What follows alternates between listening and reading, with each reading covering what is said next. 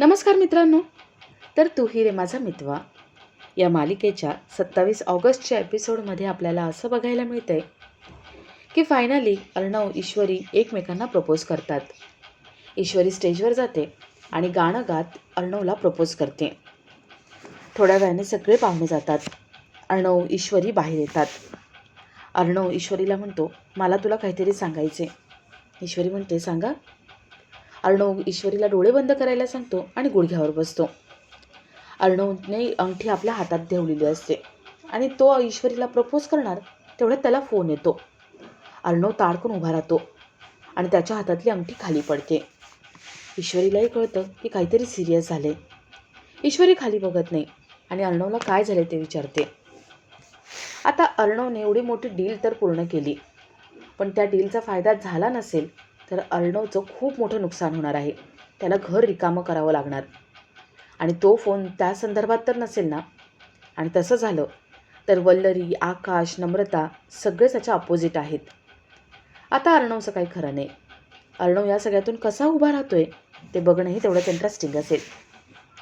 तर या सगळ्याची सुरुवात अशी होतीये की अर्णवने ईश्वरीसाठी सुंदरशी साडी आणि त्याला मॅचिंग ज्वेलरी आणलेली असते. अर्णव ईश्वरीला ते देतो आणि तिला म्हणतो, ईश्वरी लवकर रेडी हो आणि खाली ये, मला तुला बघायचे तू कशी दिसते. ईश्वरी त्याला बाहेर जायला सांगते. अर्णव रूम बाहेर जातो आणि तिथेच थांबलेला असतो.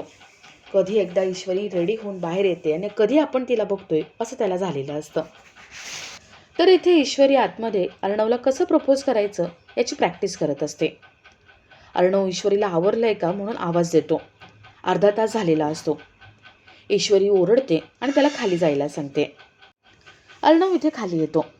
तो सगळ्यांशी बोलतो आणि सगळे जे काही पाहुणे आलेले आहेत त्यांना काय हवं नको नको ते बघत असतो. तेवढ्यात ईश्वरी छान आवरून खाली येते. अर्णवची नजर काही तिच्यावरून हटत नाही, पण ईश्वरीने मगाशी आपल्याला खाली पाठवलं म्हणून तो रागावलेला असतो. ईश्वरी कान धरून अर्णवची माफी मागते, त्याला सॉरी म्हणते. अर्णवचा राग सुद्धा जातो. तर अविनाश स्टेजवर येतो. तो माईक हातात घेतो आणि अर्णवचं तोंड भरून कौतुक करतो. अर्णवने हे जी डील पूर्ण केले त्यामुळे त्याचं कौतुक होत असतं. अविनाश अर्णवला स्टेजवर बोलवतो आणि अर्णवच्या हातात माईक देतो. अर्णव सगळ्यांचे आभार मानतो. सगळ्यांच्या मेहनतीमुळे ही डील पूर्ण होऊ शकली म्हणून सगळ्यांचे आभार तो मानतो. अर्णव स्पेशली आकाशचं नाव काही घेत नाही म्हणून आकाशला राग आलेला असतो.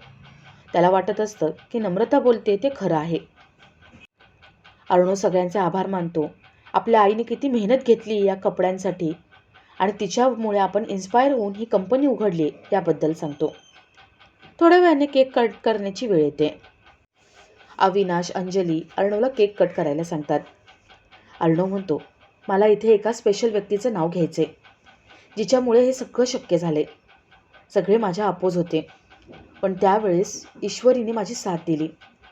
अर्णव ईश्वरीला स्टेजवर बोलवतो आणि तो ईश्वरीचं तोंड भरून कौतुक करतो.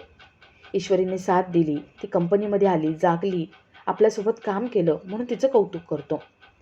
आकाशला मात्र हे सगळं खटकत असतं. आकाशचं तो नावही घेत नाही आणि त्याच्याबद्दल काही बोलतच नाही. आकाशला नम्रताचं सगळं बोलणं खरं वाटत असतं. अर्णव स्वार्थी आहे, तो फक्त आपला विचार करतो. आकाशचा विचार अजिबात करत नाही असं त्याला वाटायला लागतं. अर्णव सगळ्या घरातल्यांना एकत्र स्टेजवर बोलवतो. घरातले सगळे स्टेजवर येतात. अर्णव ईश्वरी केक कट करतात आणि अर्णव सगळ्यांना केक भरवतो. शेवटी तो आकाशला केक देतो. आकाशला याचंही वाईट वाटत असतं. अर्णवचं मात्र आकाशकडे अजिबात लक्ष नसतं. अर्णव ईश्वरीच्या डोळ्यात हरवून गेलेला असतो आणि आपला आजचा हा भाग इथेच संपतो.